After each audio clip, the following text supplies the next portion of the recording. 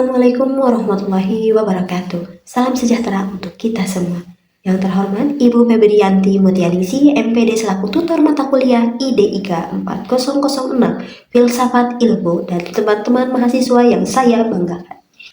Perkenalkan, saya Mila Puspitasari dengan NIM 86030815 dari Program Studi Pendidikan Guru Sekolah Dasar Universitas Terbuka Bandung. Saya akan menjelaskan peran ontologi, epistemologi, dan aksiologi sebagai dasar filsafat ilmu. Materi ini saya satukan dari hasil diskusi sesi 1 dan 2 serta modul 3 IDIK 4006. Pertama, ontologi. Untuk menjawab apa yang sebenarnya terjadi, saya menerapkan cara berpikir radikal dan holistik sesuai materi inisiasi 1 dan BMP halaman 1.11.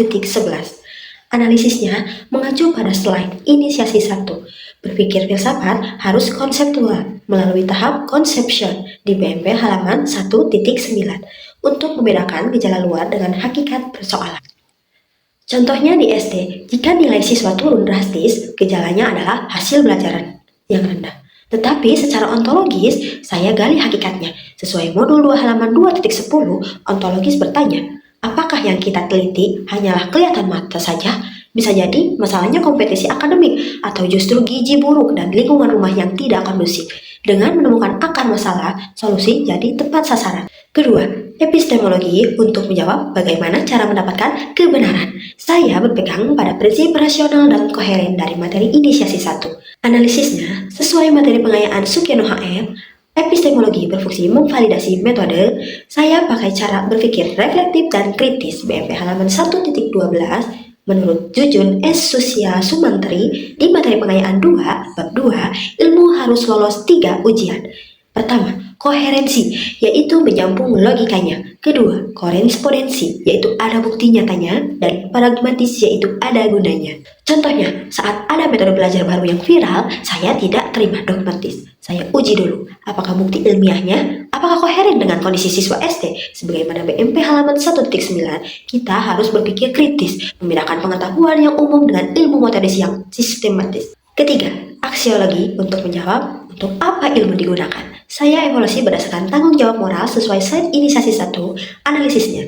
Secara aksiologi, ilmu tidak boleh bebas nilai. Mengutip Katsok dalam BMP halaman 1.5, filsafat harus membimbing pada tindakan yang lebih layak dengan cara berpikir postulatif. BMP halaman 1.13, saya tetapkan etika sebagai landasan. Sesuai modul 2 halaman 2.11, filsafat ilmu memastikan ilmuwan tidak terjebak prostitusi intelektual yang mengejar teknis tetapi abai etika. Contohnya, seperti di BMP halaman 1.20, teknologi harus tetap diperhatikan. Nilai hubungan interpersonal di kelas saat mendisiplinkan siswa. Saya tidak hanya lihat dari teknisnya, tapi dampak moral bagi karakter anak agar solusi bijaksana. Peran filsafat ilmu dan keterkaitan. Di modul 2 halaman 2.7 sampai 2.8, filsafat ilmu berfungsi memperjelas batas objek kajian. Ilmu punya objek material spesifik dan empiris. Filsafat objeknya totalitas, baik fisik maupun metafisik. Filsafat disebut marinir pengetahuan karena ia yang pertama mendarat membuka lahan baru sebelum dikelola ilmu yang lain. Ilmu kumpulan fakta. Filsafat ilmu beri peta dan makna. Ketiga pilar ini satu kesatuan berdasarkan rangkuman modul 3 halaman 3.44. Ontologi, epistemologi, dan aksiologi diikat oleh metode ilmiah. Metode ilmiah memastikan apa yang kita kaji secara ontologis dilakukan dengan cara epistemologis yang sistematis untuk tujuan aksiologi yaitu kemanusiaan. Jadi, ilmu tanpa ontologi buta arah, tanpa epistemologi buta cara, tanpa aksiologi buta hati.